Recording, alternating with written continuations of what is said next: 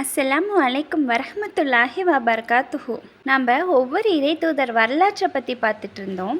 அதன் வரிசையில் நம்ம எல்லோருக்கும் ரொம்ப பிரியமான இறை தூதர் யூசுப் அலைஹிஸ்ஸலாம் அவர்களுடைய வாழ்க்கை வரலாற்றை பற்றி பார்க்கலாம்.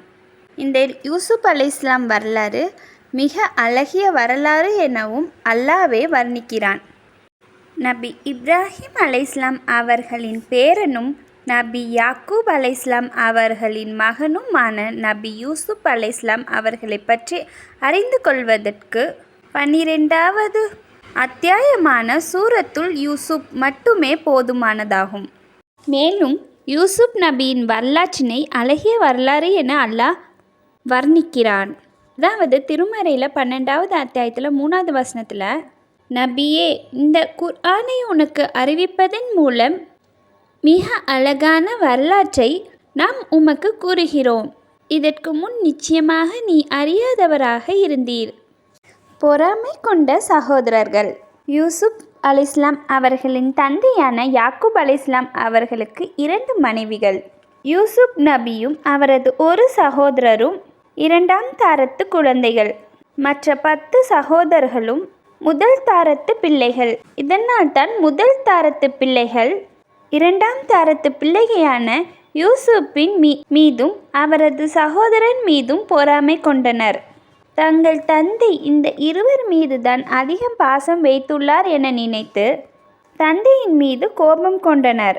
இதை பற்றி அல்லாஹ் தன் திருமறையில் 12வது அத்தியாயத்தில் 8வது வசனத்தில், நாம் ஒரு கூட்டமாக இருந்தும் யூசுப்பும் அவரது சகோதரரும் நம்மை விட நமது தந்தைக்கு மிக விருப்பமாக உள்ளனர். நமது தந்தை நிச்சயமாக பகிரங்கமான வழிகேட்டிலேயே இருக்கிறார் என்று அவரது சகோதரர் கூறுவதை நினைவூட்டுவீராக. யூசுப் அலைஹிஸ்ஸலாம் அவர்கள் கண்ட கனவு. யூசுப் அலைஹிஸ்ஸலாம் அவர்கள் தமது சிறு பிரயாணத்தில் 11 நட்சத்திரங்களும் சூரியனும் சந்திரனும் தமக்கு பணிவதாக கனவு கண்டார்கள். அந்த கனவை தமது தந்தையிடம் கூறினார்கள். அப்போது உண்மை நிலையை அறிந்த யாக்கூப் நபி அவர்கள், இந்த செய்தினை உன்னது சகோதரர்களிடம் சொல்லாதே என எச்சரித்தார்கள். இந்த கனவின் உண்மை நிலை என்னவெனில், எதிர்காலத்தில் யூசுப் நபி அரசராகவும் அவரது தாயும் தந்தையும் 11 சகோதரர்களும் அவர்களுக்கு கீழ் இருப்பார்கள் என்பதாகும். இதனை அறிந்தால் அந்த சகோதரர்கள் யூசுப் நபிக்கு எதிராக சதி செய்து விடுவார்கள் என்ற அச்சத்தில் இந்த கனவை சகோதரர்களிடம் சொல்ல வேண்டாம் எனவும் அறிவுறுத்தினார்கள். இதை பற்றி அல்லாஹ் தன் திருமறையில் 12வது அத்தியாயத்தில் 4-5வது வசனத்தில் கூறியிருக்கிறான். என் தந்தையே, 11 நட்சத்திரங்களையும் சூரியனையும் சந்திரனையும் நான் கனவில் கண்டேன். மெய்யாகவே அவை எனக்கு பணிய கண்டேன் என்று யூசுப் தனது தந்தையிடம் கூறுவதை நபியே நீ நினைவூட்டுவீராக. என் அருமை மகனே, உனது கனவை உமது சகோதரனிடம் கூறாதே. அவர்கள் உமக்கு எதிராக கடும் சூழ்ச்சி செய்வார்கள். நிச்சயமாக ஷைத்தான் மனிதனுக்கு பகிரங்கமான எதிரி என்று அவர் கூறினார். பொறாமையின் விளைவு. யூசுப் அலைஹிஸ்ஸலாம் அவர்கள் மீதும் அவரது சகோதரர் மீதும் அவர்களது தந்தையான யாக்கூப் அலைஹிஸ்ஸலாம் அவர்கள் அதிக அளவிற்கு பாசம் காட்டியதால் அவர்கள் மீது முதல் மனைவியின் பிள்ளைகள் பொறாமை கொண்டு யூசுப் அலைஹிஸ்ஸலாம் அவர்களை தீர்த்து கட்டுவதற்காக திட்டம் தீட்டினார்கள். அதன்படி சிலர் கொலை செய்ய வேண்டும் என்றும் இன்னும் சிலர் ஆழமான கிணற்று தள்ளிவிட வேண்டும் என்றும் பேசிக்கொண்டார்கள். இதை பற்றி அல்லாஹ் தன் திருமறையில் 12வது அத்தியாயத்தில் 9-10 வசனத்தில் கூறியிருக்கிறான். யூசுப்பை கொன்று விடுங்கள் அல்லது ஏதாவது நிலப்பரப்பில் அவரை வீசி எறிந்து விடுங்கள். உங்கள் தந்தையின் கவனம் உங்களிடையே இருக்கும். அதன் பிறகு நல்ல மக்களாக நீங்கள் ஆக்கிக்கொள்ளலாம் என்று கூறினர். நீங்கள் எதுவும் செய்வதாக இருந்தால் யூசுப்பை கொலை செய்யாதீர்கள். அவரை ஆழ்கிணற்றுக்குள் போட்டுவிடுங்கள். பயணிகளில் யாரேனும் அவரை எடுத்துக்கொள்வார்கள் என்று அவர்களில் ஒருவர் கூறினார். தங்களது திட்டத்தை நிறைவேற்றுவதற்காக யூசுப்பை தங்களுடன் விளையாட அனுப்புமாறு தன் தந்தையிடம் சகோதரர்கள் 10 பேரும் கேட்டார்கள். யாக்கூப் அலைஹிஸ்ஸலாம் அவர்கள் முதல் அனுப்ப பயந்தாலும் அவர்கள் யூசுப் அலைஹிஸ்ஸலாம் அவர்களை மிகவும் கவனமாக பாதுகாப்போம் என்று உத்தரவாதம் கொடுத்ததால் கவலை நிறைந்த மனதோடு அனுப்பி வைத்தார்கள். இதை பற்றி அல்லாஹ் தன் திருமறையில் 12வது அத்தியாயத்தில் 11, 12, 13வது வசனத்தில் கூறியிருக்கிறான். எங்கள் தந்தையே, நீங்கள் யூசுப் விஷயத்தில் ஏன் எங்களை நம்புவதில்லை? மெய்யாகவே நாங்கள் அவருக்கு நலம் நாடுபவர்கள் என்று அவர்கள் கூறினார். நாளை எங்களிடம் அவரை அனுப்புங்கள். அவர் நன்கு புசிப்பார், விளையாடுவார். நிச்சயமாக நாங்கள் அவரை பாதுகாப்பவர்கள் எனவும் கூறினர். அவரை நீங்கள் கூட்டி செல்வது எனக்கு கவலை அளிக்கும். அவரை நீங்கள் கவனிக்காது இருக்கும்போது ஓநாய் அவரை தின்றுவிடுமோ என்று அஞ்சுகிறேன் என அவர் கூறினார். நாங்கள் ஒரு கூட்டமாக இருக்கும் நிலையில் அவரை ஓநாய் தின்றுவிட்டால் நிச்சயமாக நாங்கள் அப்போது நஷ்டமடைந்தோரே என்று அவர்கள் கூறினர். யாக்கூப் அலைஹிஸ்ஸலாம் அவர்கள் தங்களது பிள்ளைகள் பேச்சை நம்பி யூசுப் அலைஹிஸ்ஸலாம் அவர்களை அனுப்பி வைத்தார்கள். அவர்கள் தங்களது திட்டத்தின்படி அழைத்து சென்று ஆழ்கிணற்றில் போட்டுவிட்டார்கள். பின்னர் தங்கள் தந்தையிடம் திரும்பி வந்து, நீங்கள் பயந்தது போன்று ஓநாய் கடித்து விட்டது என பொய்யான இரத்தத்தை சட்டையில் தேய்த்து கொண்டு வந்து காண்பித்தார்கள். இந்த பொய்யை நம்ப மறுத்த யாக்கூப் அலைஹிஸ்ஸலாம் பொறுப்பை அல்லாஹ்விடம் சாட்டிவிட்டு பொறுமையை மேற்கொண்டார்கள். இதை பற்றி அல்லாஹ் தன் திருமறையில் 12வது அத்தியாயத்தில் 15, 16, 17, 18வது வசனத்தில் கூறியிருக்கிறான். அவரை அவர்கள் கூட்டிச் சென்ற போது ஆழ்கிணற்றுக்குள் அவரை போடுவது என்று ஒரு மனதாக முடிவு செய்தனர். பிற்காலத்தில் அவர்களது இந்த செயலை பற்றி அவர்களுக்கு நீ கூறுவீராக என்று அவர்கள் அறியாத வகையில் யூசுப்புக்கு அறிவித்தோம். அவர்கள் அழுது கொண்டே இரவில் தந்தையிடம் வந்தார்கள். எங்கள் தந்தையே, நிச்சயமாக நாங்கள் போட்டி போட்டு ஓடினோம். எங்கள் பொருட்கள் அருகில் யூசுப்பை விட்டு சென்றோம். அப்போது அவரை ஓநாய் தின்றுவிட்டது. நாங்கள் உண்மை கூறுவோராக இருந்த போதும் நீங்கள் எங்களை நம்புவோராக இல்லை என்றனர். அவரது சட்டையை பொய்யான இரத்தத்துடன் கொண்டு வந்தனர். உங்கள் உள்ளங்கள் உங்களுக்கு ஒரு காரியத்தை அழகாக சித்தரித்து விட்டன. அழகிய பொறுமையை மேற்கொள்கிறேன். நீங்கள் கூறும் விஷயத்தில் அல்லாஹ்வே உதவி தேடுகிறேன் என்று அவர் கூறினார். கிணற்றில் யூசுப் அலைஹிஸ்ஸலாம். யூசுப் அலைஹிஸ்ஸலாம் அவர்கள் கிணற்றில் போடப்பட்ட பிறகு அந்த வழியே வந்த பயண கூட்டத்தினர் தண்ணீர் எடுப்பதற்காக வாளியை கிணற்றில் விட்டனர். அப்போது கிணற்றுக்குள் இருந்த யூசுப் அலைஹிஸ்ஸலாம் அவர்களை அந்த பயணிகள் பார்த்து மகிழ்ச்சி அடைந்தனர். ஏனெனில் அடிமைகளை விற்று பணம் சம்பாதிக்கும் காலம் அன்றைய காலம். எனவே யூசுப் அலைஹிஸ்ஸலாம் அவர்களை கிணற்றிலிருந்து காப்பாற்றி தங்களுடன் கொண்டு சென்று எகிப்தில் இருந்த ஒருவரிடம் விற்றுவிட்டனர். யூசுப் அலைஹிஸ்ஸலாம் அவர்களை விலைக்கு வாங்கிய அந்த மனிதர் அவரை தன் மகனாக வளர்க்க உத்தேசித்து தன் மனைவியிடம் ஒப்படைத்தார். இதை பற்றி அல்லாஹ் தன் திருமறையில் 12வது அத்தியாயத்தில் 19, 20, 21வது வசனத்தில் கூறியிருக்கிறான். ஒரு பயண கூட்டம் வந்தது. அவர்கள் தண்ணீர் எடுத்து வருபவரை அனுப்பினார்கள். அவர் தனது வாளியை கிணற்றில் விட்டார். இந்த நற்செய்தியை கேளுங்கள், இதோ ஒரு சிறுவன் என்றார். அவரை வர்த்தக கூட்டத்தின் பொருளாக எடுத்து மறைத்து கொண்டனர். அவர்கள் செய்ததை அல்லாஹ் அறிந்தவன். அவரை எண்ணுவதற்கு எளிதான சில வெள்ளிக்காசுகளுக்கு அற்ப விலைக்கு விற்றுவிட்டனர். அவர் விஷயத்தில் அவர்கள் உலகப்பற்று இல்லாதிருந்தனர். எகிப்தில் அவரை விலைக்கு வாங்கியவர் தன் மனைவியிடம், இவரை மரியாதையாக நடத்து, இவர் நமக்கு பயன்படக்கூடும், இவரை நாம் புதல்வனாக்கி கொள்ளலாம் என கூறினார். இவ்வாறே அந்த பூமியில் யூசுப்புக்கு வசதி ஏற்படுத்தி கொடுத்தோம். பல்வேறு செய்திகளின் விளக்கத்தை அவருக்கு நாம் கற்றுக் கொடுத்தோம். அல்லாஹ் தன் காரியத்தில் வெல்பவன். எனினும் மனிதர்களில் அதிகமானோர் அறிய மாட்டார்கள். யூசுப் நபியின் அழகில் மயங்கிய பெண்கள்.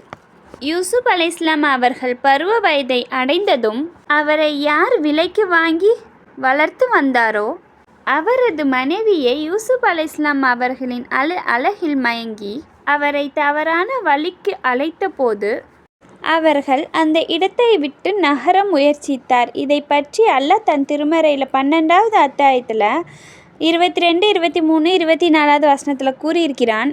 அவர் பருவ வயதை அடைந்ததும் அவருக்கு அதிகாரத்தையும் கல்வியையும் கொடுத்தோம். இவ்வாறே நன்மை செய்வோருக்கு கூலி வழங்குவோம்.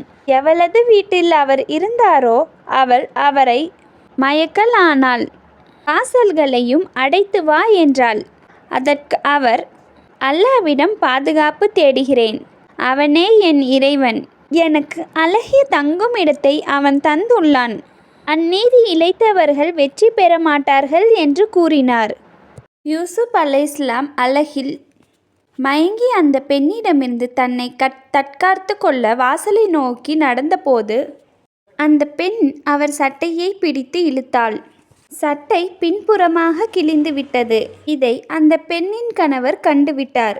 உடனே அவள் தன் மீது உள்ள தவறை மறைக்க யூசுப் அலைஹிஸ்ஸலாம் அவர்கள் மீது பழியை போட்டாள். என்றாலும் உண்மை நிலை வெளிப்படவே ஊரில் உள்ள பெண்கள் எல்லாம் அவளை இழிவாக பேசலானார்கள். இதை பற்றி அல்லாஹ் தன் திருமறையில் 12வது அத்தியாயத்தில் 25 to 30வது வசனம் வரைக்கும் கூறியிருக்கிறான். இருவரும் வாசலை நோக்கி விரைந்தனர். அவள் அவரது சட்டையை பின்புறமாக பிடித்து இழுத்தாள். அப்போது அவளது கணவனை வாசல் அருகே இருவரும் கண்டனர். உனது மனைவியிடம் தீய செயலை செய்ய நினைத்தவனுக்கு சிறையில் அடைத்தல் அல்லது துன்புறுத்தும் வேதனை தவிர வேறு என்ன தண்டனை இருக்க முடியும் என்று அவள் கூறினாள். இவள்தான் என்னை மாய்க்கலானாள் என்று அவர் கூறினார். சட்டை முன்புறம் கிழிக்கப்பட்டிருந்தால் அவள் உண்மை கூறுகிறாள். அவர் பொய்யர். அவரது சட்டை பின்புறமாக கிழிக்கப்பட்டிருப்பதால் அவள் பொய் கூறுகிறாள். அவர் உண்மையாளர் என்று அவளது குடும்பத்தை சார்ந்த ஒருவர் சான்று கூறினார். அவரது சட்டை பின்புறமாக கிழிந்திருப்பதை அவரது கணவர் கண்டபோது, இது உனது சூழ்ச்சியே, பெண்களாகிய உங்களின் சூழ்ச்சி மிக பெரியது என்றார். யூசுப்பே இதை அலட்சியம் செய்துவிட்டு என்று யூசுப்பிடம் கூறிவிட்டு மனைவியை நோக்கி, உனது பாவத்திற்கு மன்னிப்பு தேடிக்கொள், நீயே குற்றவாளி என்று கூறினார். அந்த பெண் தன்னை கேவலமாக பேசிய அந்த நகரத்தில் உள்ள பெண்களுக்கு பாடம் புகட்ட வேண்டும் என்று அமைச்சரின் மனைவி முடிவெடுத்தாள். யூசுப் அலைஹிஸ்ஸலாம் அவர்களின் பேரழகில் தான் மயங்கியது போன்று அந்த நகர பெண்களும் மயங்கிற சூழ்நிலையை உருவாக்க அந்த பெண்களை விருந்துக்கு அழைத்து யூசுப் அலைஹிஸ்ஸலாம் அவர்கள் முன் நடமாட செய்தாள். இதை பற்றி அல்லாஹ் தன் திருமறையில் 12வது அத்தியாயத்தில் 31, 32, 33வது வசனத்தில் கூறியிருக்கிறான். அந்த பெண்களது சூழ்ச்சியை பற்றி அவள் கேள்விப்பட்ட போது அவர்களை அழைத்து வர செய்தாள். அவர்களுக்கு விருந்தினை ஏற்பாடு செய்தாள். அவர்களில் ஒவ்வொருத்திக்கும் ஒரு கத்தியையும் கொடுத்தாள். யூசுப்பிடம் அவர்களை நோக்கி செல் என்று கூறினாள். அவரை அந்த பெண்கள் கண்டவுடன் மலைத்து போயினர். தமது கைகளையும் வெட்டி கொண்டனர். அல்லாஹ் தூயவன், இவர் மனிதரே இல்லை, இவர் கண்ணியமான வானவரே தவிர வேறில்லை என்றனர். இவரை குறித்துத்தான் என்னை பழித்தீர்கள். நிச்சயமாக இவரை நான் தான் மயக்க பார்த்தேன். இவர் விலகி கொண்டார். நான் கட்டளையிடுவதை நிச்சயமாக இவர் செய்யாவிட்டால் சிறையில் அடைக்கப்படுவார், சிறுமையானவராக ஆவார் என்று அவள் கூறினாள். என் இறைவா, இந்த பெண்கள் அழைப்பதை விட சிறைச்சாலை மிகவும் எனக்கு விருப்பமானது. இவர்களின் சூழ்ச்சியில் இருந்து நீ என்னை காப்பாற்றி விட்டால் இவர்களை நோக்கி சாய்ந்து அறிவீனனாக ஆய்விடுவேன் என்றார். யூசுப் அலைஹிஸ்ஸலாம் அவர்களின் சிறை வாழ்க்கை. யூசுப் அலைஹிஸ்ஸலாம் அவர்களின் பிரார்த்தனையை ஏற்ற அல்லாஹ் அவரை காப்பாற்றுவதற்காக அவர் குற்றமற்றவர் என்று நிரூபிக்கப்பட்டு பின்பும் அமைச்சர் அவரை சார்ந்தவர்களுக்கு அவரை சிறையில் அடைக்க வேண்டும் என்ற எண்ணத்தை அல்லாஹ் ஏற்படுத்தினான். அதன் அடிப்படையில் சிறையில் அடைக்கப்பட்டார். சிறையில் அவருடன் இருவர் இருந்தார். அந்த இருவர் கண்ட கனவின் விளக்கம் கூறுபவர்களாகவும் ஏகத்துவத்தை பரப்பக்கூடியவராகவும் இருந்தனர். அல்லாஹ் கூறுகிறான் தன் திருமறையில் 12வது அத்தியாயத்தில் 36வது வசனம் டு 41வது வசனம் வரைக்கும். அல்லாஹ் அவரது பிரார்த்தனையை ஏற்றுக்கொண்டான். அவர்களின் சூழ்ச்சியிலிருந்து அவரை காப்பாற்றினான். நிச்சயமாக அவன் செவியுற்பவன், அறிந்தவன். அவர் குற்றமற்றவர் என்பதற்கான சான்றை கண்ட பின்பும் குறிப்பிட்ட காலம் வரை அவரை சிறையில் அடைக்க வேண்டும் என்று அவர்களுக்கு தோன்றியது. இவருடன் 2 இறைஞர்கள் சிறைக்கு சென்றனர். மெய்யாகவே நான் மாது ரசம் பிழிவதைப் போல் கனவு கண்டேன் என்று ஒருவர் கூறினார். நான் என் தலையில் ரொட்டியை சுமந்திருக்க அதை பறவை சாப்பிட கனவு கண்டேன் என்று இன்னொருவர் கூறினார். இதன் விளக்கத்தை எங்களுக்கு கூறுவீராக. நிச்சயமாக உம்மை நன்மை செய்வோரில் ஒருவராகவே நாங்கள் காண்கிறோம் என்றனர். கனவில் உங்களுக்கு எந்த உணவு வழங்கப்படுவதாக இருந்தாலும் அந்த உணவு வழங்கப்படுவதற்கு முன் அது பற்றிய விளக்கத்தை உங்களுக்கு அறிவித்து விடுவேன். இது என் இறைவன் எனக்கு கற்றுத்தந்தது. அல்லாவை நம்பாத மறுமையை மறுக்கிற கூட்டத்தின் மார்க்கத்தை நிச்சயமாக நான் விட்டுவிட்டேன் என்று அவர் கூறினார். என் முன்னோர்களான இப்ராஹிம், இஸ்ஆக், யாக்கூப் ஆகியோரின் மார்க்கத்தை பின்பற்றுகிறேன். அல்லாவுக்கு எதனையும் இணையலாக்காது. இது எங்களுக்கும் மனித குலத்திற்கும் அல்லாஹ் செய்த அருள். எனினும் அதிகமான மக்கள் நன்றி செலுத்துவதில்லை. என் சிறை தோழர்களே, ஏராளமான கடவுள்கள் இருப்பது சிறந்ததா? அடக்கி ஆளும் ஒரே ஒருவனாகிய அல்லாவா?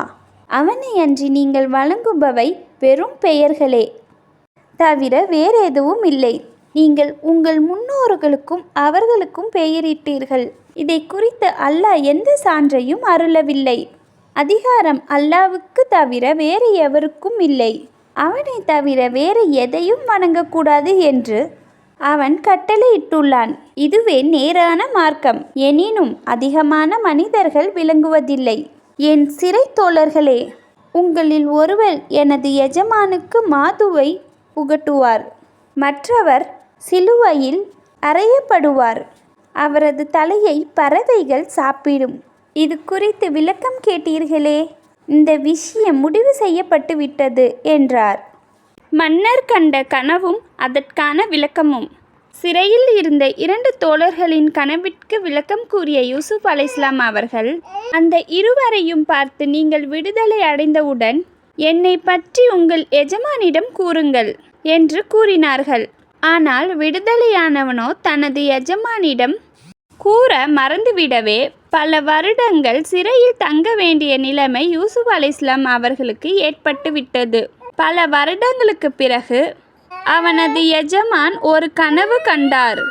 அந்த கனவிற்கான விளக்கத்தை தமக்கு கீழ் உள்ளவர்களிடம் கேட்டபோதுதான் இந்த சிறையில் இருந்து விடுதலையான தோழனுக்கு யூசுப் அலைஹிஸ்ஸலாம் அவர்களின் நினைவு வந்தது.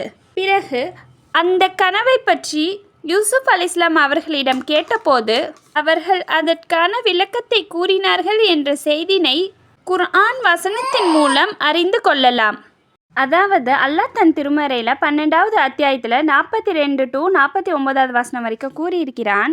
அந்த இருவரில் யார் விடுதலையானவர் என்று நினைத்தாரோ அவரிடம் என்னை பற்றி உனது எஜமானிடம் கூறு என்று யூசுப் கூறினார். அவர் தமது எஜமானிடம் கூறுவதை ஷைத்தான் மறக்கச் செய்துவிட்டான். எனவே அவர் சிறையில் பல வருடம் தங்கினர். கொழுத்த 7 மாடுகளை, மெலிந்த 7 ஆடுகளை தின்பதற்காகவும் பசுமையான 7 கதிர்களையும் காய்ந்த வேறு கதிர்களையும் நான் கனவில் கண்டேன். பிரமுகர்களே, நீங்கள் கனவுக்கு விளக்கம் கூறுவோராக இருந்தால் எனது கனவுக்கு விளக்கம் தாருங்கள் என்று மன்னர் கூறினார். இவை அர்த்தமற்ற கனவு. அர்த்தமற்ற கனவின் விளக்கத்தை நாங்கள் அறிந்திருக்கவில்லை என்று அவர்கள் கூறினர். நான் உங்களுக்கு அதற்கான விளக்கம் தருகிறேன், என்னை அனுப்புங்கள் என்று அந்த இருவரில் விடுதலையானவர் நீண்ட காலத்திற்கு பின் நினைவு வந்தவராக கூறினார்.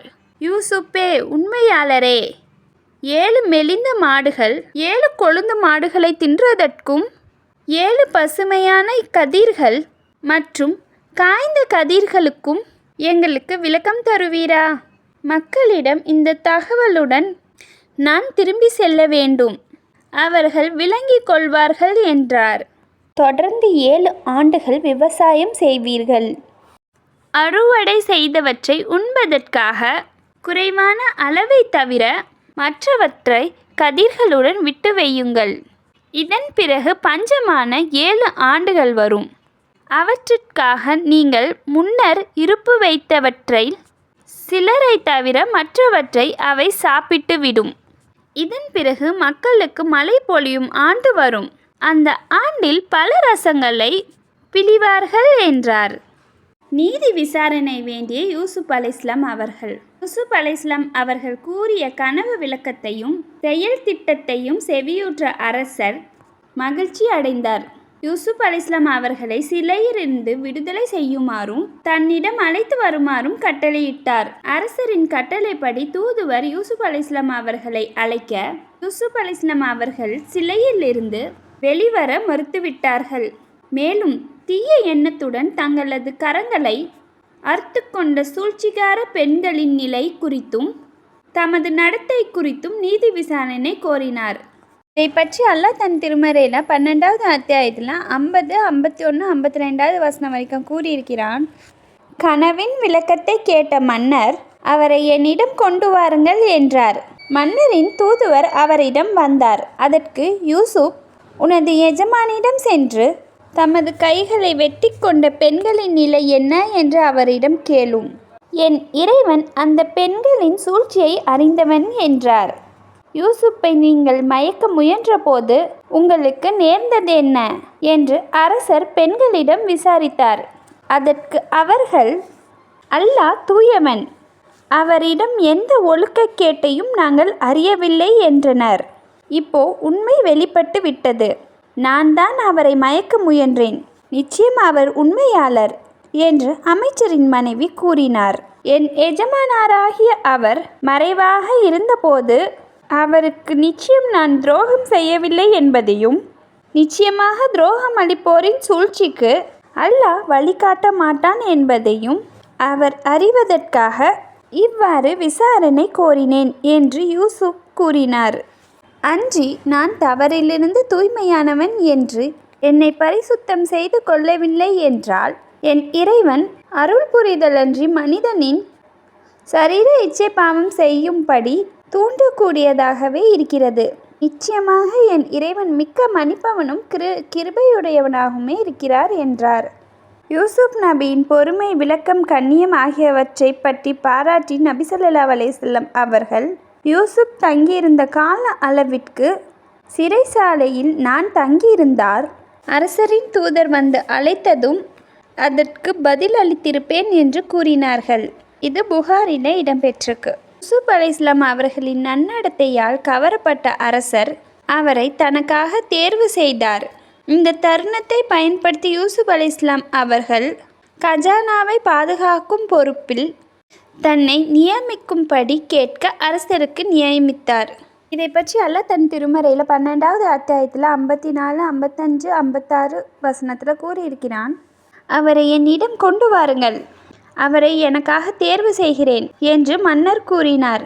அவரிடம் மன்னர் பேசிய போது, நிச்சயமாக இன்றைய தினம் நீ நம்மிடத்தில் நிலையான இடம் பெற்றவராகவும் நம்பிக்கைக்குரியவராகவும் இருக்கிறீர் என்றார். இந்த பூமியின் கருவூலங்களுக்கு அதிகாரியாக என்னை நியமியுங்கள். நிச்சயமாக நான் அறிந்தவன், பேணி காப்பவன் என்று அவர் கூறினார். இந்த பூமியில் விரும்பிய இடத்தில் வசித்து கொள்ளும் வகையில் அவ்வாறே யூசுப்புக்கு அதிகாரம் அளித்தோம். நாம் நாடியோர்க்கு நமது அருளை வழங்குவோம். நன்மை செய்வோரின் கூலியை வீணாக்க மாட்டோம். தந்தை வழி சகோதரர்களின் வருகை. நீதி அமைச்சராக யூசுப் அலைஹிஸ்ஸலாம் அவர்கள் நியமிக்கப்பட்ட பின் அரசர் கனவு கண்டது போல் 7 செழுமையான ஆண்டுகள் உருண்டோடின. அடுத்து 7 பஞ்சமான ஆண்டுகள் தொடர்ந்தன. இதனால் மக்கள் பஞ்சத்தில் இருந்தார்கள். இந்த சமயத்தில்தான் யாக்கூப் நபியும் அவர்களது மூத்த தாரத்து பிள்ளைகளும் யூசுப் நபியின் உடன் பிறந்த சகோதரரும் பஞ்சத்தில் இருந்தார்கள். எனவே எகிப்து நாட்டின் நீதி அமைச்சரிடம் சில பொருட்களை ஒப்படைத்துவிட்டு அதற்கு பதிலாக உணவுப் பொருட்கள் பெற்று செல்ல வேண்டும் என்று நோக்கில் யூசுப் நபியின் தந்தை மகன்களான 10 பேரும் யூசுப் நபியை நாடி வந்தார்கள். யூசுப் நபி அவர்களை இனம் கண்டு கொண்டார்கள். ஆனால் இவர்களுக்கோ இவரை தெரியவில்லை. இதை பற்றி அல்லாஹ் தன் திருமறையில் 12வது அத்தியாயத்தில் 58 to 62வது வசனம் வரைக்கும் கூறியிருக்கிறான். யூசுப்புடைய சகோதரர்களும் வந்து அவரை சந்தித்தனர். அவர் அவர்களை பற்றி அறிந்து கொண்டார். அவர்களால் அவரை அறிந்து கொள்ள முடியவில்லை. அவர்கள் கூறிய சாதனைகளை அவர் கொடுத்தபோது, உங்கள் தந்தையிடத்தில் உள்ள உங்கள் சகோதரரை என்னிடம் கொண்டு வாருங்கள். நிச்சயமாக நான் முழுமையாக அளந்து தருகிறேன் என்பதை நீங்கள் காணவில்லையா?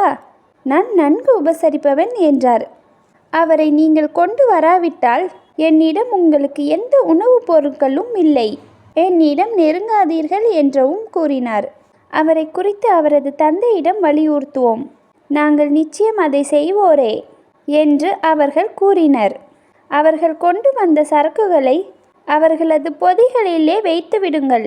அவர்கள் தமது குடும்பத்தாரிடம் சென்றதும் அதை கண்டுவிட்டு திரும்பி தருவதற்காக மீண்டும் வரக்கூடும் என்று தமது பணியாளர்களிடம் யூசுப் கூறினார். இல்லை என்ன நம்ம பார்த்துருந்தோன்னா, யூசுப் அலைஹிஸ்ஸலாம் அவர்களுடைய சகோதரர் யூசுப் நபியை கிணற்றில் போட்ட சகோதரர் 10 பேரும் யூசுப் நபிகிட்ட உணவுப் பொருட்கள் வாங்குவதற்காக வந்திருந்தார்கள். அப்போது யூசுப் நபி அவங்கள அடையாளம் கண்டுபிடிச்சிட்டாங்க. ஆனால் இந்த சகோதரனால் யூசுப் நபியை கண்டுபிடிக்க முடியல. அப்போ யூசுப் நபி என்ன சொன்னாங்க, உங்கள்கிட்ட உங்கள் தந்தையோட இன்னொரு மகன், அதாவது யூசுப் நபியுடைய சகோதரர், அவங்கள கூட்டிகிட்டு வாங்க, அப்போ தான் நான் உங்களுக்கு உணவுப் பொருட்கள் தருவேன் என்று திருப்பி அமைச்சிட்டாங்க அவங்கள. அதுக்கப்புறம் இந்த பாட்டில் என்ன நடந்துச்சுன்னு பார்க்கலாம். யாக்கூப் அலைஹிஸ்ஸலாம் அவர்கள் வாங்கிய உறுதிமொழி. அந்த சகோதரனை அழைத்து வந்தாதான் யூசுப் அலைஹிஸ்ஸலாம் அவர்கள் வந்து உணவுப் பொருட்கள் தருவதாக அவங்க தந்தையிடம் கூறினார்கள். அப்போது யூசுப் அலைஹிஸ்ஸலாம் அவர்களுடைய கூட பிறந்த சகோதரரை நீங்கள் அனுப்பி வைங்க அப்படின்னு யாக்கூப் அலைஹிஸ்ஸலாம்கிட்ட போய் அவங்க கேட்டிருக்காங்க. அப்போது யாக்கூப் அலைஹிஸ்ஸலாம் அவங்க வந்து யூசுப் நபிக்கு நடந்த விஷயத்தை நினச்சி கொஞ்சம் பயந்தாங்க. அதாவது இவங்க வந்து கிணத்துல போட்டுட்டாங்கள்ல, அப்படித்தானே உறுதிமொழி வாங்கி கூட்டிகிட்டு போய் கிணத்துல போட்டுட்டாங்க, அதே மாதிரி இவங்களையும் போட்டுருவாங்கன்னு சொல்லி யாக்கூப் நபி பயந்தாங்க. அப்புறம் அல்லாஹ்வின் பெயரை சொல்லி அவங்க வாக்குறுதி கொடுத்தாங்க. அல்லாஹ்வின் பெயரை சொல்லி அவங்க வாக்குறுதி கொடுத்தனால அந்த சகோதரரை இவங்களோட அனுப்பி வைத்தாங்க யாக்கூப் நபி. இதை பற்றி அல்லாஹ் தன் திருமறையில் 12வது அத்தியாயத்தில் 63 to 68வது வசனம் வரைக்கும் கூறியிருக்கிறான். நமது தந்தையிடம் அவர்கள் சென்றதும், தந்தையே, இனிமேல் உணவுப் பொருள் எங்களுக்கு தடுக்கப்பட்டு விட்டது. எனவே எங்களுடன் எங்கள் சகோதரனை அனுப்புங்கள். உணவுப் பொருள் வாங்கி வருகிறோம். நிச்சயமாக அவரை நாங்கள் பாதுகாப்போம் என்றனர். முன்னர் இவரது சகோதரர் விஷயத்தில் உங்களை நம்பியது போன்று இவர் விஷயத்திலையும் உங்களை நம்புவேனா? அல்லாஹ்வே சிறந்த பாதுகாவலன். அவன் கருணையாளர்களின் மிக பெரும் கருணையாளன் என்று அவர் கூறினர். அவர்கள் தமது பொருள்களை திறந்து பார்த்தபோது அவர்களின் பொருட்கள் அவர்களிடமே திரும்பி வந்துள்ளதை கண்டனர். எங்கள் தந்தையே, நமக்கு வேண்டியது என்ன? பொருள்தானே. இதோ நம்முடைய பொருட்கள் நம்மிடமே திரும்பி வந்துள்ளன. நமது குடும்பத்தாருக்கு உணவு வாங்கி வருவோம். எங்கள் சகோதரரையும் பாதுகாப்போம். இன்னொரு ஒட்டக சுமையை அதிகமாக பெறுவோம். இது எளிதான அளவுதான் என்றனர். உங்கள் அனைவருக்கும் ஏதேனும் ஏற்பட்டால் தவிர நிச்சயமாக அவரை கொண்டு வந்து சேர்ப்போம் என்ற அல்லாஹ்வின் பெயரால் நீங்கள் எனக்கு உறுதிமொழி அளிக்காத வரை அவரை உங்களுடன் அனுப்பவே மாட்டேன் என்று யாக்கூப் கூறினர். அவர்கள் வாக்குறுதி அளித்தபோது, நாம் பேசிக்கொண்டதற்கு அல்லாஹ்வே பொறுப்பாளன் என்றார். என் மக்களே, ஒரே வாசல் வழியாக நுழையாதீர்கள், பல்வேறு வாசல் வழியாக நுழையுங்கள். அல்லாஹ்வின் கட்டளை யாதேனும் நான் உங்களுக்கு தடுத்துவிட முடியாது. ஏனென்றால் எல்லா அதிகாரமும் அல்லாஹ்வுக்குரியதே. நான் அவனிடமே பொறுப்பொப்படைத்தேன்.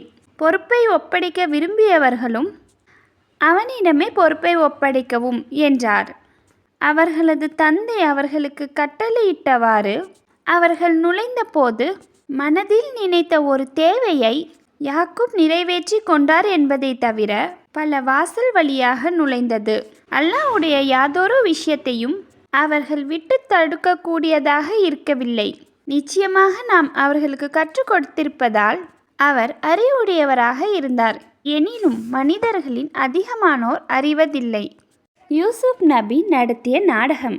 யூசுப் அலைஹிஸ்ஸலாம் அவர்கள் கேட்ட மாதிரியே யூசுப் அலைஹிஸ்ஸலாம் அவர்களுடைய சகோதரரை அந்த 10 சகோதரரும் எகிப்தை நோக்கி புறப்பட்டார்கள்.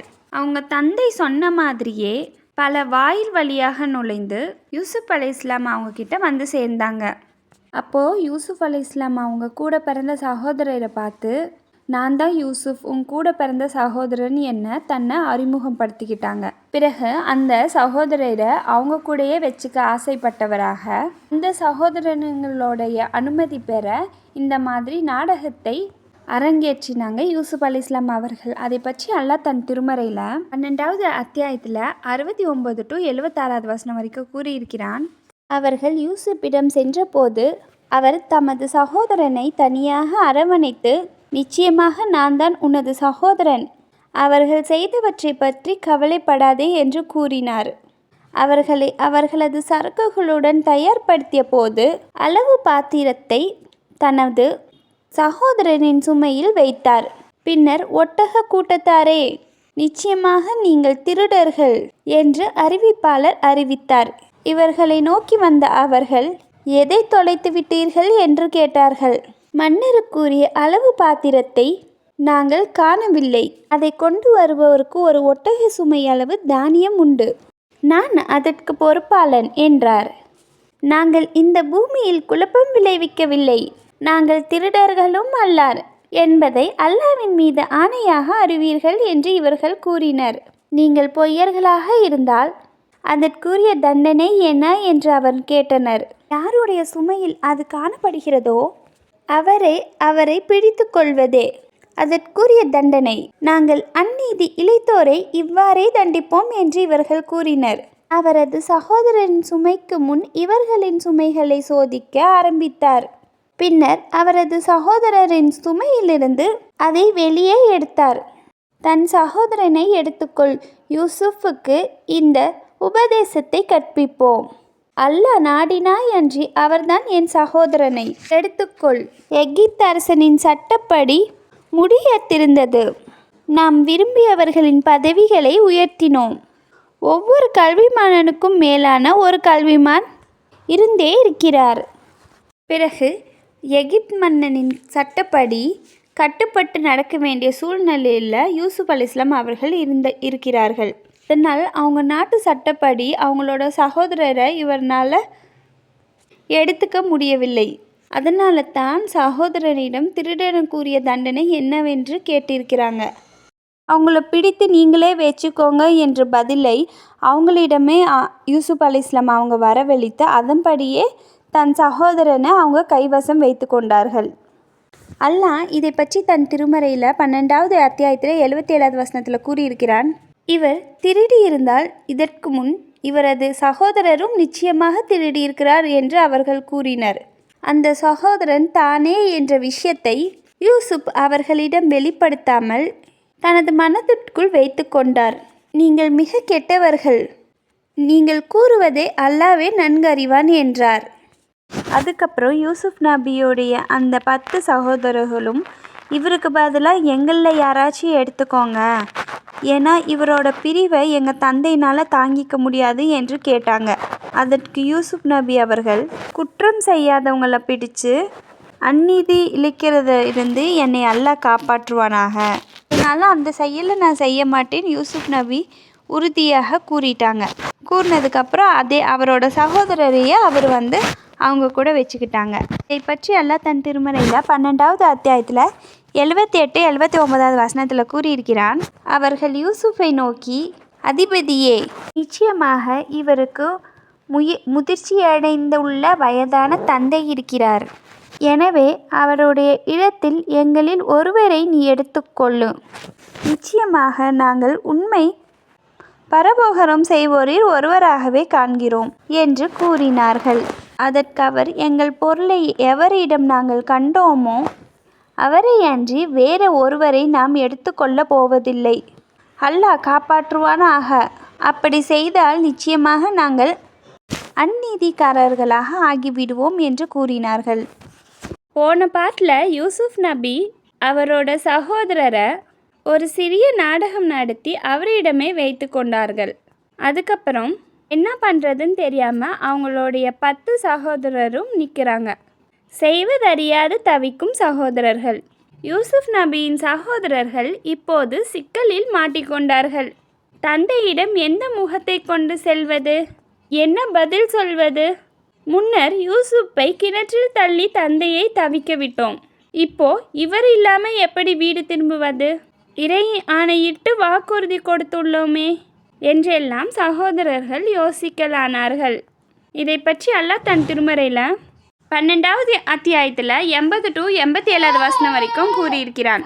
எனவே அவரிடம் அவர்கள் நம்பிக்கை இழந்துவிடவே அவர்கள் தமக்குள் தனித்து ஆலோசனை செய்தார்கள். அவர்களுள் பெரியவர் சொன்னார், நிச்சயம் உங்களுடைய தந்தை உங்களிடம் இருந்து அல்லாஹ்வின் மீது ஆணையிட்டு வாக்குறுதி வாங்கியிருக்கிறார் என்பதையும், முன்னர் யூசுப் சம்பந்தமாக நீங்கள் பெருங்குறை செய்து விட்டீர்கள் என்பதையும் நீங்கள் அறியவில்லையா? ஆகவே என் தந்தை எனக்கு அனுமதி அளிக்கும் வரை அல்லது அல்லாஹ் இது பற்றி ஏதாவது தீர்ப்பு செய்யும் வரை நான் இந்த பூமியை விட்டு ஒருபோதும் அகலவே மாட்டேன். தீர்ப்பளிப்போரின் அவன்தான் மிகவும் மேலானவன்.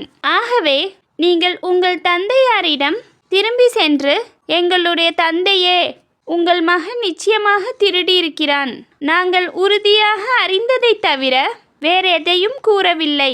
மேலும் நாங்கள் மறைவானவற்றின் காவல்களாகவும் இருக்கவில்லை என்று கூறினார்கள். நாங்கள் தங்கியிருந்த ஊர்வாசிகளையும் நாங்கள் முன்னோக்கி சேர்ந்து வந்த ஒட்டக கூட்டத்தாரையும் நீங்கள் கேட்டறிந்து கொள்ளுங்கள்.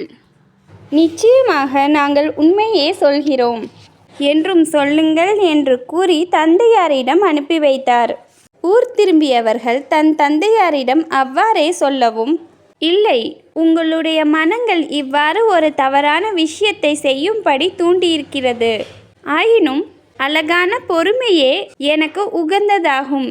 அல்லாஹ் அவர்கள் அனைவரையும் என்னிடம் கொண்டு வந்து சேர்க்க போதுமானவன். நிச்சயமாக அவன் மிக அறிந்தவனாகவும் மிக்க ஞானமுடையவனாகவும் இருக்கிறான் என்று கூறினர். பின்னர் அவர்களை விட்டு திரும்பி, யூசுப்பை பற்றி எனக்கு ஏற்பட்டுள்ள துக்கமே என்று கூறினார். துக்கத்தால் அழுது அழுது அவருடைய 2 கண்களும் வெளுத்து விட்டனர். பின்னர் அவர் தம் துக்கத்தை விழுங்கி அடக்கி கொண்டார். இதை கண்ணுற்ற அவர்களுடைய மக்கள், தந்தையே, அல்லாஹ்வின் மீது சத்தியமாக நீங்கள் யூசுப்பை நினைத்து நினைத்து அழுது நோயுற்று இளைத்து மடிந்து போகும் வரை அவர் எண்ணத்தை விட்டு நீங்க மாட்டார்கள் என்று கூறினார்கள். அதற்கு அவர், என்னுடைய சஞ்சலத்தையும் கவலையும் அல்லாஹ்விடமே முறையிடுகிறேன். அல்லாஹ்விடமிருந்து நீங்கள் அறியாவற்றை நான் அறிவேன் என்று கூறினார்.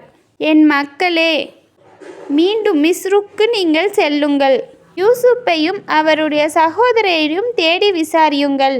நம்மை தேற்றும் அல்லாஹ்வின் அருளை பற்றி நம்பிக்கை இழக்காதீர்கள். ஏனென்றால் நிச்சயமாக இறை நிராகரிப்பவர்களின் கூட்டத்தை தவிர வேற யாரும் அல்லாஹ்வின் அருளை பற்றி நம்பிக்கை இழக்க மாட்டார்கள் என்று கூறினார்கள். யூசுப் அலைஹிஸ்ஸலாம் அவர்கள் தன்னை வெளிப்படுத்திய காட்சி. தந்தையின் கட்டளைக்கிணங்க 3ஆம் முறையாக யூசுப்பிடம் சென்றார்கள். தங்களது வறுமையும் கஷ்டத்தையும் எடுத்துரைத்து உதவி கோரினார்கள். தங்கள் தந்தை வழி சகோதரரை தங்களிடம் ஒப்படைக்குமாறு வேண்டுகோள் விடுத்தனர்.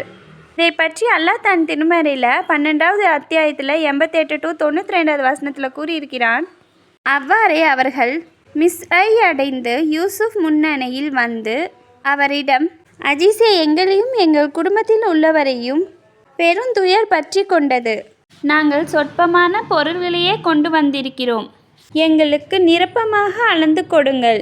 எங்களுக்கு தானமாகவும் கொடுங்கள். நிச்சயமாக அல்லாஹ் தானம் செய்பவர்களுக்கு நற்கூலி வழங்குகிறான் என்று கூறினார்கள்.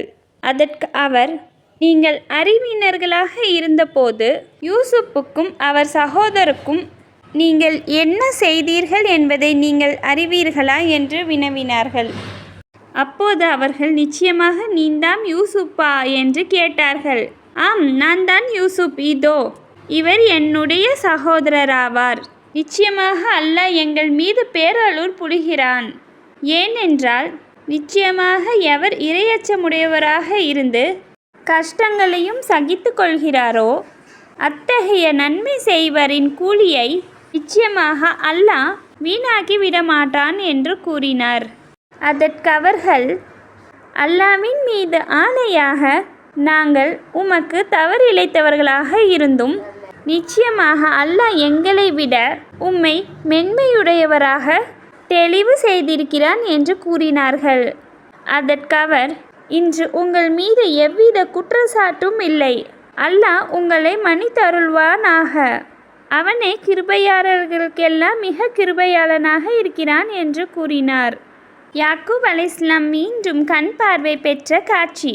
யாக்கூப் நபி அவர்களுக்கு கண் பார்வை இல்லாத செய்தி அறிந்த யூசுப் நபி அவர்கள் தனது சட்டையை கொடுத்து அனுப்பி தனது தந்தையின் கண்ணின் மீது போடும்படியும் அதனால் இறையருளால் கண் பார்வை கிடைக்கும் எனவும் கூறினார்கள். இதை பற்றி அல்லாஹ் தன் திருமறையில் 2வது அத்தியாயத்தில் 93 to 98வது வசனத்தில் கூறியிருக்கிறான். என்னுடைய இந்த சட்டையை நீங்கள் எடுத்துக்கொண்டு சென்று என் தந்தையாரின் முகத்தில் போடுங்கள், அவருக்கு கண் பார்வை வந்துவிடும்.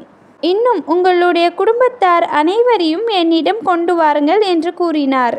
அவர்களுடைய ஒட்டக வாகனங்கள் மிஸ்ரை விட்டு பிரிந்த நேரத்தில் அவர்களுடைய தந்தை, நிச்சயமாக நான் யூசுப்பின் வாடையை நுகர்கிறேன், இதன் காரணமாக என்னை நீங்கள் பைத்தியக்காரர் என்று எண்ணாமல் இருக்க வேண்டாம் என்றார்கள். அதற்கவர்கள், அல்லாஹ்வின் மீது சத்தியமாக நீங்கள் உங்களுடைய பழைய தவறிலேயே இருக்கிறீர்கள் என்று சொன்னார்கள். பிறகு நன்மாரண்யம் கூறுபவர் வந்து சட்டையை அவர் முகத்தில் போட்டபோது அவர் மீண்டும் பார்வையுடையோர் ஆனார். நீங்கள் அறியாத எல்லாம் அல்லாஹ்விடமிருந்தும் நிச்சயமாக நான் அறிவேன் என்று உங்களிடம் நான் கூறவில்லையா என்று அவர்களை நோக்கி கூறினார்.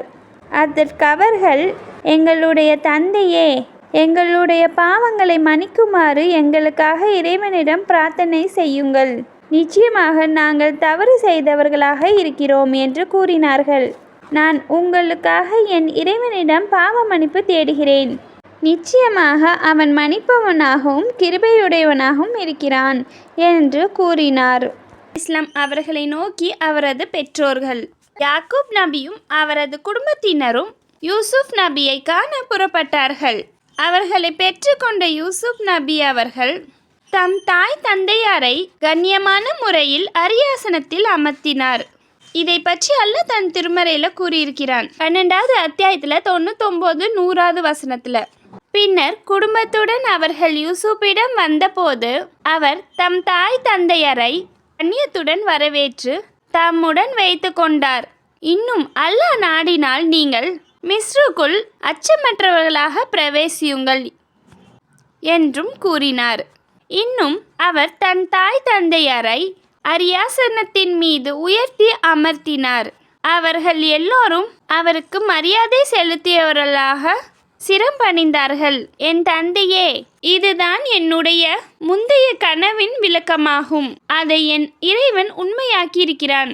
மேலும் அவன் என்னை சிறைசாலையில் இருந்து வெளியாக்கியதுடன் எனக்கும் என் சகோதரர்களுக்கும் இடையில் ஷைத்தான் பிரிவினை உண்டு பண்ணிவிட்ட பின்னர் உங்களை பாலைவனத்திலிருந்து கொண்டு வந்தன் மூலம் அவன் நிச்சயமாக எனக்கு பெரும் பகாரம் செய்துள்ளான். நிச்சயமாக என் இறைவன் தான் நாடியவற்றை மிக நுட்பமாக செய்கிறவன். நிச்சயமாக அவன் யாவற்றையும் நன்கறிந்தவன், மிக்க ஞானமுள்ளவன் என்று கூறினார். மிஸ்ரின் அதிபதியாக யூசுப் அலைஹிஸ்ஸலாம் அவர்கள். இதன் பிறகு அல்லாஹ் யூசுப் அலைஹிஸ்ஸலாம் அவர்களை மிஸ்ருக்கு அதிபதியாக ஆக்குகிறான். இதற்கு நன்றி செலுத்தும் விதமாக யூசுப் அலைஹிஸ்ஸலாம் அவர்கள் பிரார்த்தனை செய்தார்கள். இதை பற்றி அல்லாஹ் தன் திருமறையில் 12வது அத்தியாயத்தில் 101வது வசனத்தில் கூறியிருக்கிறான். என் இறைவா, நிச்சயமாக நீ எனக்கு அரசாட்சியை தந்து கனவுகளின் விளக்கங்களையும் எனக்கு கற்று தந்தாய். வானங்களையும் பூமியையும் படைத்தவனே, இம்மையிலும் மறுமையிலும் நீயே என் பாதுகாவலன். முஸ்லீமாக உனக்கு முற்றிலும் வழிபட்டவனாக இருக்கும் நிலையில் என்னை நீ கைப்பற்றி கொள்வாயாக. இன்னும் நல்லடியார் கூட்டத்தில் என்னை சேர்த்து விடுவாயாக என்று அவர் பிரார்த்தித்தார். 3ஆம் வானத்தில் யூசுப் அலைஹிஸ்ஸலாம் அவர்கள். நபி ஸல்லல்லாஹு அலைஹி வஸல்லம் அவர்கள் மிஹ்ராஜ் பயணத்தின் போது 3வது வானத்தில் யூசுப் அலைஹிஸ்ஸலாம் அவர்களை பார்த்துள்ளார்கள். பிறகு நாங்கள் 3வது வானத்தில் சென்றோம். யார் அது என்று கேட்கப்பட்டது. ஜிப்ரீல் என்றும் பதிலளிக்கப்பட்டது. உங்களுடன் இருப்பவர் யார் என்று கேட்கப்பட்டது. முஹம்மது என்று பதிலளித்தார்.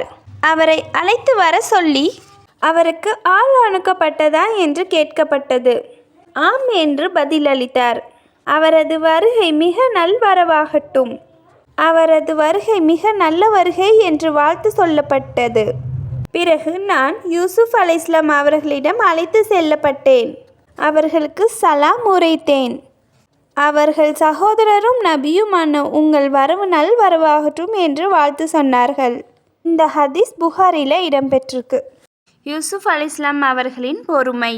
யூசுப் அலைஹிஸ்ஸலாம் அவர்கள் மீது எகிப்து அமைச்சரின் மனைவி அவதூறு சுமத்தி சிறைக்கு அடைக்க செய்தாள் என்பதையும் நபியின் மென்மையையும் தூய்மையையும் எகிப்து மன்னர் நன்கு தெரிந்து சிறையிலிருந்து விடுதலை செய்ய ஆணை பிறப்பித்தார். அதனால் யூசுப் அலைஹிஸ்ஸலாம் அவர்கள் கேட்கவில்லை என்பதையும் நாம் அறிந்துள்ளோம்.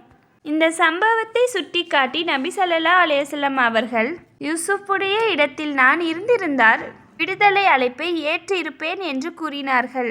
ஃப்ரெண்ட்ஸ், இதோட யூசுப் அலைஹிஸ்ஸலாம் வாழ்க்கை வரலாறு முடிஞ்சு. நம்ம நெக்ஸ்ட்டு இறை தூதர் அய்யூப் அலைஹிஸ்ஸலாம் வாழ்க்கை வரலாற்றை பற்றி பார்க்கலாம்.